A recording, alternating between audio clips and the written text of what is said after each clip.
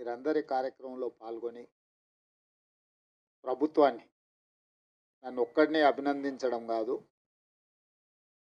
కాంగ్రెస్ ప్రభుత్వాన్ని, రాహుల్ గాంధీ గారిని మీరు పెద్ద ఎత్తున చప్పట్లతో అభినందించారు.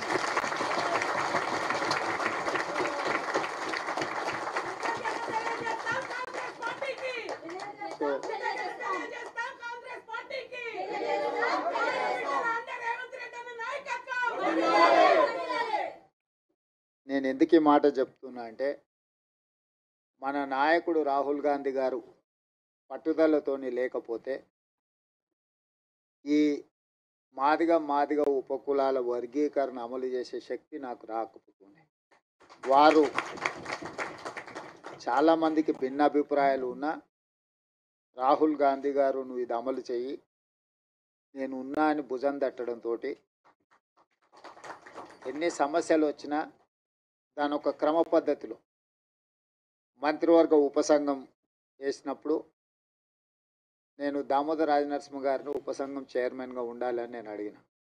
దామన్న అన్నాడు, నేను కాదు ఉత్తమ్ కుమార్ రెడ్డి గారిని పెట్టు, అందరినీ సమన్వయం చేసుకోవాలి, రేపు నేనే ఉండి చేస్తే దామోదర్ రాజనరసింహ గారు ఆ సామాజిక వర్గానికి సంబంధించిన వాడు కాబట్టి వడ్డించేవాడు వాళ్ళోడే, వాళ్ళకే ఎక్కువ వడ్డించిందని చెడ్డ పేరు వస్తుంది.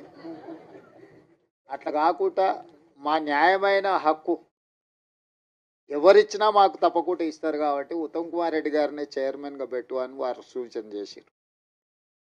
ఉత్తమ్ కుమార్ రెడ్డి గారిని చైర్మన్గా పెట్టి, దామన్నను కో చైర్మన్గా పెట్టి, పొన్నం ప్రభాకర్ గారిని, సీతక్కను, అదేవిధంగా శ్రీధర్ బాబు గారిని అందరినీ కమిటీలో వేసి, మల్లు రవి గారిని కూడా ఈ కమిటీలో పెట్టి 6 సార్లు సమావేశం చేసిన తర్వాత ఇది 7 మంది న్యాయమూర్తులు ఇచ్చిన జడ్జిమెంటు. పరిపాలన పరంగా మనం ఎంత విశ్లేషించినా న్యాయపరంగా కూడా దీన్ని విశ్లేషించాలి. భవిష్యత్తులో న్యాయపరమైన చిక్కులు మళ్ళీ రాకూడదు. దీనికి శాశ్వత పరిష్కారం చూపించాలి. శాశ్వత పరిష్కారం చూపించాలంటే 1 మ్యాన్ కమిషన్ ఏర్పాటు చేయాలని చెప్పి వారు సూచన చేశారు. 1 మ్యాన్ కమిషన్ విషయంలో కూడా చాలా రకాలుగా ఆలోచన చేసినాం. వీళ్ళని వేద్దామా, వాళ్ళని వేద్దామా అని. ఎవరిని వేసినా ఏదో ఒక అనుమానమో ఏదైనా అంశాలలో ఏదైనా ఆపాదిస్తే అది ఇబ్బందికరం అవుతుందని షమీమ్ అఖ్తర్ అత్యంత నిజాయితీపరుడు, ఈ వర్గాల ఏ వర్గానికి కూడా ఏ వైపు తీసుకోవాల్సిన అవసరం లేనివాడు. అతన్ని హైకోర్టు జడ్జిగా రిటైర్ అయితే వారిని 1 మ్యాన్ కమిషన్, జ్యుడిషియల్ కమిషన్ జడ్జిగా వారిని నియమించి 59 ఉపకులాలను ఏ రకంగా వర్గీకరించాలి, రోస్టర్ విధానం ఎట్లా ఉండాలి ఏందని చాలా లోతు విశ్లేషించి 59 కులాలకైనా 199 పేజీల ఒక విశ్లేషణ మొత్తం ఇచ్చిండు. ఒక్కొక్క సామాజిక వర్గము ఇప్పటి వరకు ఒక డాక్టర్ కానీ, ఒక చిన్న గ్రాడ్యుయేట్ అయిన కాని ఉన్నాయి, ఓ చిన్న డాక్టరో లేకపోతే ఒక గెజిటెడ్ ఆఫీసర్ ఉద్యోగం రాని వర్గాలు చాలా ఉన్నాయి. వాటి ఒక్కొక్కరిని విశ్లేషించుకుంటూ 199 పేజీల ఒక నివేదిక తయారు చేస్తూ ఈరోజు ఎస్సీ 15% రిజర్వేషన్లను గ్రూప్ 1కు 1%, గ్రూప్ 2కి 9%, గ్రూప్ 3కి 5%, ఏ గ్రూప్లలో ఎవరెవరు ఉండాలనో కూడా విశ్లేషించాం. ఈరోజు మా సోదరులు మా లక్ష్మణ్ 9 అంటున్నాడు. 9 కాదు, 10 మీకే ఇచ్చింది.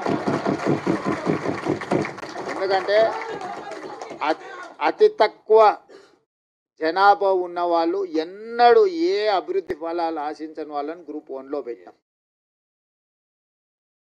తర్వాత మోడరేట్గా కొంచెం పర్వాలేదు అనుకున్న వాళ్ళని గ్రూప్ 2లో పెట్టుకున్నాం. సిగ్నిఫికెంట్గా బెనిఫిట్ అంటే కొంచెం మెరుగైన ఫలితాలను సాధించుకున్న వాళ్ళని గ్రూప్ 3లో పెట్టుకున్నాం. సో గ్రూప్ 1 అండ్ గ్రూప్ 2లో ఉన్నది మొత్తం మాదిగ ఉపకులాలకు సంబంధించిన వాళ్ళే ఉన్నారు. వాళ్ళకి సంబంధించి 10% రిజర్వేషన్ ఈరోజు మీకు అందుబాటులోకి వచ్చింది.